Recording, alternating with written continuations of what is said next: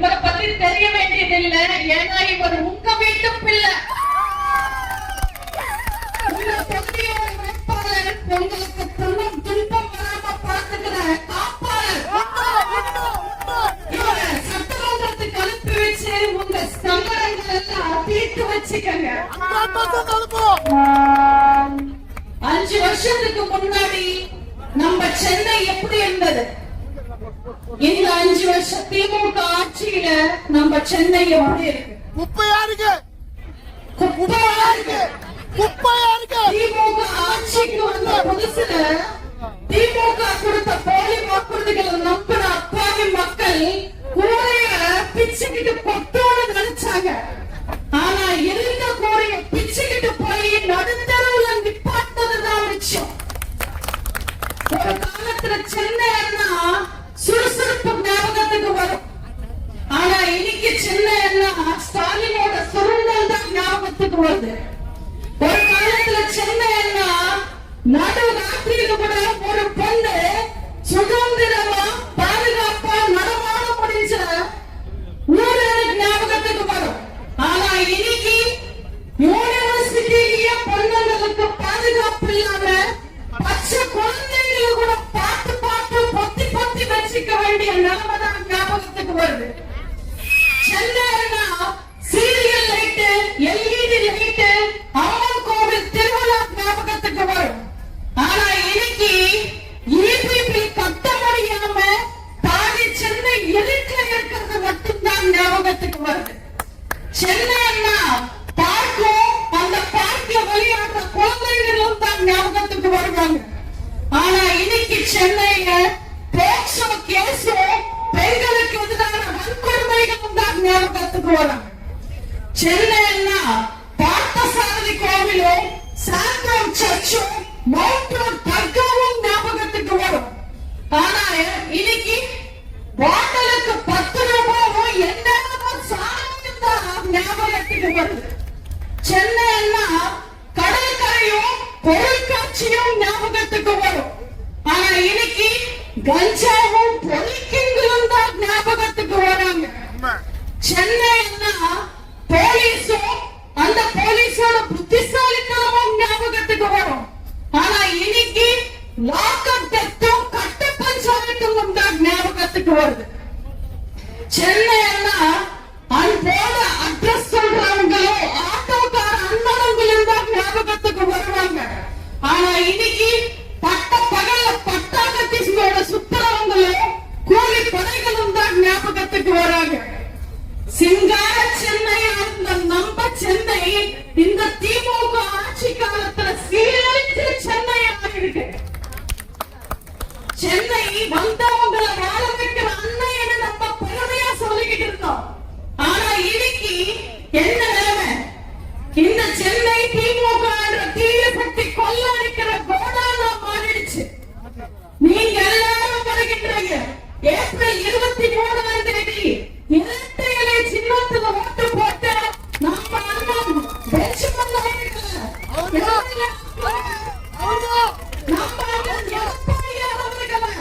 முதலமைச்சர் ஆக்குங்க. சத்தியமா சொல்றேன், நம்ம அண்ணன் எடப்பாடியா சிஎம் ஆன அடுத்த நாளே இந்த சென்னை சுத்தமான சென்னையாகவும்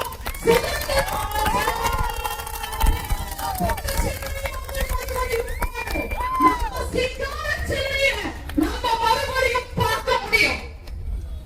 உங்க ஓட்டு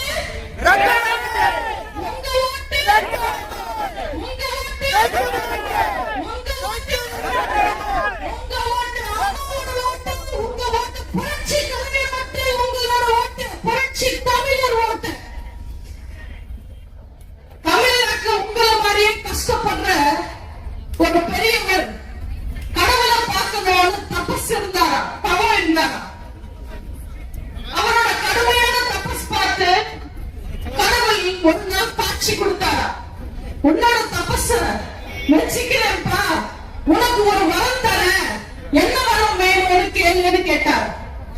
அந்த பெரியவர் கடவுளை பார்த்து சந்தோஷமா, கடவுளே என் பொண்ணு அமெரிக்கால இருக்கா, நான் அமெரிக்காவுக்கு போறதுக்கு ரொம்ப சிரமப்படுறேன், இங்க இருந்து ஒரு ஊருக்கு பிளைட்ல போனோம்,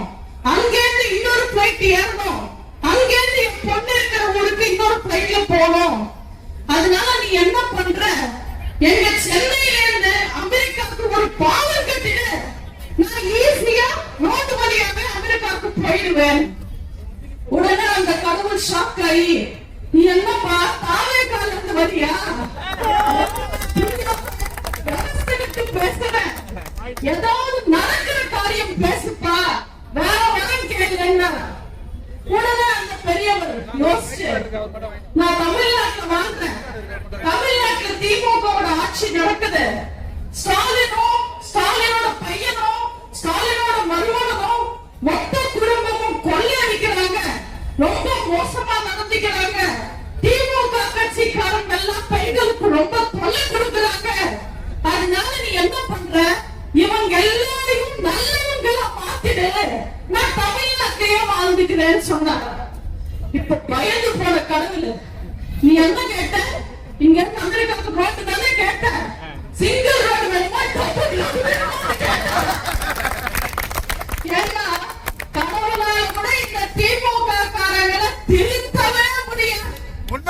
அப்படிப்பட்ட ஒரு கொடூரமான கும்பல் தான் திருட்டு திமுக கும்பல். பொதுவா திமுகவோட 5 வருஷம் ஆட்சி முடியும் போது மக்கள் திமுக வெறுக்கிறது சாதாரணமான ஒரு விஷயம், அது வழக்கம், அது வரலாறு. ஆனா இந்த 5 வருஷம் திமுக ஆட்சி முடியும் போது திமுக கட்சிக்காரங்களே திமுக வெறுக்கிறாங்க. இதுதான் திமுக கடைசி தேர்தல். திமுக கட்சி செத்து போச்சுன்னு அவங்களோட வேட்பாளர் லிஸ்ட் பார்த்தாலே தெரியுது. 13 திமுக சிட்டிங் எம்எல்ஏக்கு சீட் இல்ல. அப்ப திமுகவை ஒத்துக்கிறாங்க, அவங்க எம்எல்ஏ வேலை பார்க்கறது இல்ல, அவங்க எம்எல்ஏ சரி இல்ல. ஆனா 19 பேருக்கு அதிமுக இருந்து போனவங்களுக்கு சீட்டு கொடுத்திருக்காங்க. ஏன்னா திமுக ஆள் இல்ல. அதுலயும் இங்க இருந்து போய் சேர்ந்து 2 மாசம் கூட ஆகாத 5 பேருக்கு சீட்டு கொடுத்திருக்காங்க. ஆனா 50 வருஷமா கருணாநிதிக்கும் அவரோட பேரன் இன்பநிதி வரைக்கும், கொள்ளு பேரன் இன்பநிதி வரைக்கும் கோவணம் தொலைச்ச கொத்தடிமைகள் திமுக காரங்களுக்கு சீட் இல்ல. நம்ம வாங்கின 10 ரூபாய் பேட்டரிக்கு கூட பாசிட்டிவ் நம்ம நெகட்டிவ் இருக்கும், பிளஸும் மைனஸும் இருக்கும். ஆனா திமுகவோட கொத்தடிமை கும்பலுக்கு மைனஸ் மட்டும் தான் இருக்கு அவங்க வாழ்க்கையில. அதுதான் கருணாநிதி குடும்பத்தோட பிளஸ். திமுக என்ற கட்சியை நம்ம புரட்சி தலைவர் என்னைக்கு விட்டுட்டு வெளியில வந்தாரோ அன்னைக்கு அந்த கட்சி விட்டு வைக்கம், மானம், ரோஷம், சூடு, சோழ, கடமை, கண்ணியம், கட்டுப்பாடு, வளர்ச்சி, கொள்கை எல்லாரும் நல்ல விஷயங்களை திமுக விட்டு வெளியில வந்துடுச்சு. கருணாநிதியோட கொத்தடிமை கும்பல் மட்டும் அங்கே இருந்துட்டாங்க. ஆனா இன்னைக்கு ஸ்டாலின் அந்த கொத்தடிமை கும்பலையே காலி பண்ணிட்டு புதுசா கொத்தடிமைகளை சேர்த்துக்கிட்டு இருக்க. திமுகவுக்கும் அதிமுகவுக்கு ஆன்ற எழுத்து மட்டும்தான் வித்தியாசம். ஆனா அந்த ஆளரா அத்தனையும் இருக்கு. அன்பு, அறிவு, அற்புதம், அங்கீகாரம், அதிகாரத்துல பங்கு, அரவணைப்புன்னு அத்தனை நல்ல விஷயங்களும் அதிமுக தான் இருக்கு. அதிமுக தான் தமிழர்களின் விலாசம், நல்லாட்சியின் அடையாளம், தமிழக மக்களின் தேர்வு. திருத்த திமுக தீய சக்திக்கு ஒரு தீர்வு. எப்போ தேர்தல் வந்தாலும் டிசைனா விளம்பரம் கொடுப்பார் ஸ்டாலின். அந்த விளம்பரத்தை நம்பி ஏமாத்துறாதீங்க. போன முறை விடியல் தருவோம் சொல்லி மக்களை ஏமாத்துறாரு. ஏமாக்கண்ணு விடியல் வந்துச்சா? உங்க வாழ்க்கை விடிஞ்சிருச்சா? இன்னைக்கு கூட இருட்டுல தானே வாழ்ந்துகிட்டு இருக்கீங்க. இப்ப தேர்தல் வந்திருக்கு, மறுபடியும் டிசைனா விளம்பரம் தூக்கிக்கிட்டு வர்றாரு ஸ்டாலின். இந்த முறை ஸ்டாலின் சொல்றாரு, தமிழ்நாடு தலை குனியாது. 5 வருஷமா தமிழனையும் தமிழகத்தையும் இவங்க தலை நிமிர வச்சாதானே தமிழ்நாடு தலை குனிச்சுக்கிட்டு தான் இருக்கு. இந்த திருட்டு திமுக ஆட்சியில சின்ன குழந்தைகளுக்கும் பெரியவங்களுக்கும் மாணவர்களுக்கும் மீனவர்களுக்கும் ஒடுக்கப்பட்டவர்களுக்கும் எத்தனை கொடுமைகள் நடக்குது. ஒரு பெண்ணுக்கு கொடூரமான பாலியல் வன்கொடுமை நடக்குது. யாரும் அந்த சாதனை இதுவரைக்கும் கண்டுபிடிக்க முடியல. தப்பு செஞ்சவனுக்கு தண்டனை வாங்கி கொடுக்க முடியல. அதே அண்ணா யூனிவர்சிட்டியில மேலும் 5 பொண்ணுங்கள் பாதிக்கப்படுறாங்க. தமிழ்நாடு பெண்கள் விஷயத்த பெண்கள் பாதுகாப்புல தலை குனிஞ்சுக்கிட்டு தான் இருக்கு. சாப்பிட வழி இல்லைன்னாலும் சாப்பிட சோறு இல்லைன்னாலும் ஒரு சொம்பு தண்ணி குடிச்சிட்டு உயிர் வாழ்ற ஏழைங்க வாழ்ற கிராமம் வேங்கை வயல். அவங்க குடிக்கிற தண்ணியில அசிங்கத்தை கலந்து எந்த நடவடிக்கையும் எடுக்காம அந்த தலித் மக்களை கைவிட்டு வேடிக்கை பார்க்கிற ஸ்டாலின் தமிழ்நாடு தலை குடிச்சுக்கிட்டு தான் இருக்கு. கள்ளச்சாராயம் குடிச்சு கள்ளக்குறிச்சியில் 63 பேர் செத்தாங்க. மறுநாளத்துல 17 பேர் செத்தாங்க. கள்ளச்சாராயத்தை தடுக்க துப்பியான இந்த அரசாங்கம் கள்ளச்சாராயம் குடிச்சு செத்தவனுக்கு 10 லட்சம் தராங்க. அதே ராணுவத்துல செத்தவனுக்கு வெறும் 3 லட்சம் தராங்க. இந்த கொடுமைகள் எல்லாம் பார்த்து தமிழ்நாடு தலை குடிச்சுக்கிட்டு தான் இருக்கு.